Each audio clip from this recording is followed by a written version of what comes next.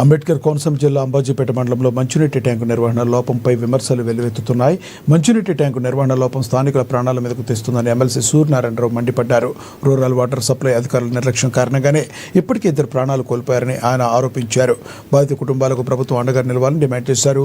ఈ అంశంపై తాను జాతీయ మానవ హక్కుల కమిషన్కు ఫిర్యాదు చేస్తున్నట్లు ఎమ్మెల్సీ తెలిపారు.